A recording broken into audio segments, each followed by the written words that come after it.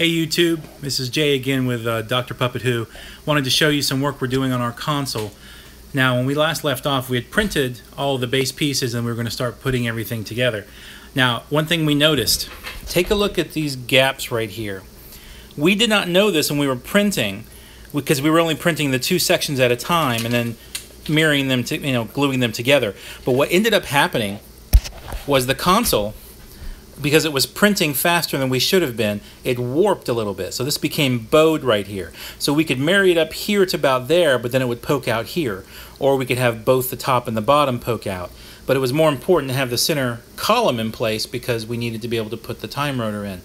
So we ended up with a few errors. So we got to the last piece, we noticed we had to hack off almost an inch of this panel to get it to fit to a point. So we've got a little bit of a warp here that we've got to fix, and we kind of put some epoxy in here just to fill in some of the gaps before we go and do some fiberglassing and some Bondo work. Not a big deal though. We know from now on that if we have to print these tall column pieces that we're going to put them on slow on the printer and let them print out a little bit longer. So lesson learned. What I wanted to show you was some of the other things that we've been doing. So I told you we were going to use an old cell phone to create a little monitor for, so we're going to have a cell phone. This is an old Samsung phone of mine. It's like a, what is it, a Note 1, I think? And we're going to have it mounted, and we're going to use this panel because it's smaller, because we just have a few control knobs and those kind of things, so that way it'll be out of the way. So we'll have a little monitor here that'll mount about right there that the doctor can use to see things outside, because again, our console room is going to be smaller. And what we did was we created this 3D model and then printed this little housing for it, something a little fancy. It's going to have some little control knobs on it, so it looks like he's controlling things, but actually we'll be uploading movies that we've already created into the phone and then accessing them. So the phone goes in like this. Let me put it down over here. It's been designed where it's got enough room that it can just slide right in like that, and then it's going to sit up there. So it's got just enough room, and on the back we left a porthole that we modeled so we can add the Android cable in, and we can change things on the fly or just charge it if it needs to be. And we modeled this little slip piece so that it will slip onto something so that it can come over or come off if the doctor wants to hold it handheld, almost like a, I guess like a Nintendo Switch, basically. He can pull it off and hold it and walk around with it if he wants to. I thought that would be a neat little trick, something a little more modern to throw in. Now, in addition to that, we've got a bunch of other things. So over here on our little rack, we've got a lot of our switches have come in. We've got 3D printed and modeled switches for specific things. This guy's kind of cool. Let me show you this one. I'll pull some of these off. We've got some push button control switches.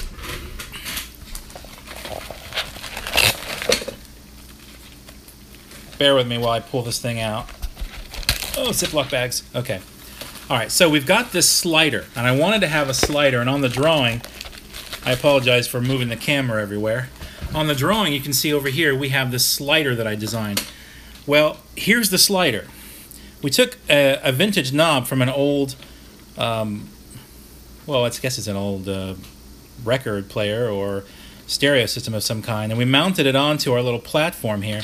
So we 3D modeled this piece that slides back and forth, sandwiched in between. So it's got like a little channel that it sits in here. And this guy, of course, is designed so he just slides right back on top of this one. And then you put the top back on, and once everything is glued in place after it's been painted, it'll slide back and forth real nice.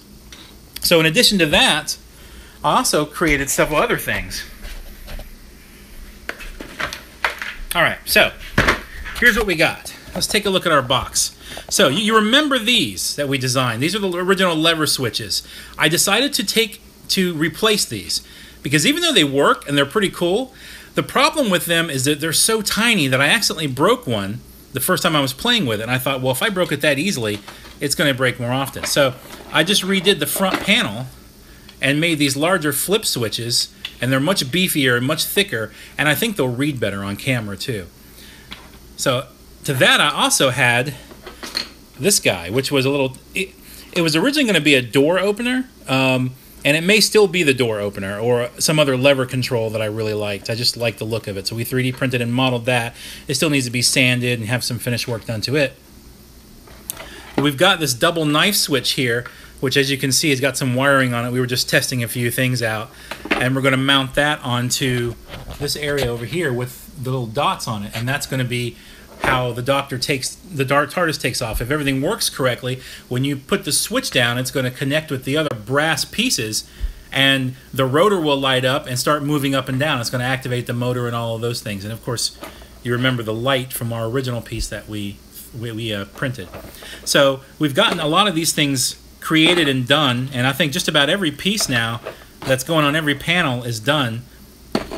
We've got all of these knobs and switches that I showed you. We're waiting on 2 knobs. And over here, these are some of the other switches and knobs that we printed out. And this is going to be almost an entire panel amongst themselves. These guys are really cool. All right. So I'm 3D modeled these, and this is a turn-style switch.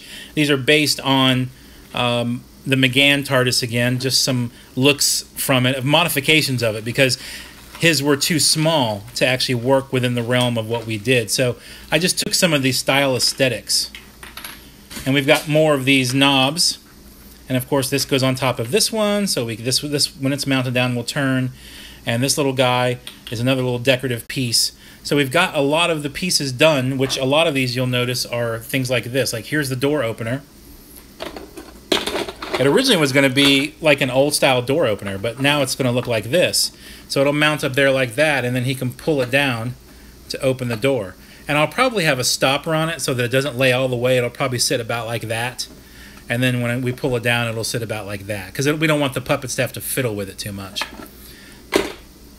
Then you have your knobs, which are right here, which control those things. And we'll have some cabling here to make it look like there's some wiring. And our push button switches that we got off Amazon for just a couple of bucks.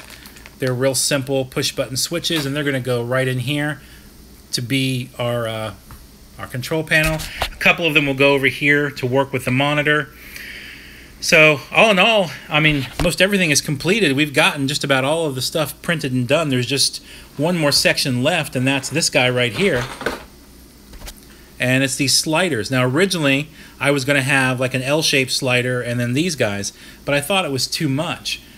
When I started modeling it and put it together, I discovered that if I just increase the size of the base sliders and I fill this area, have a couple knobs on either side, it worked, I think, much better.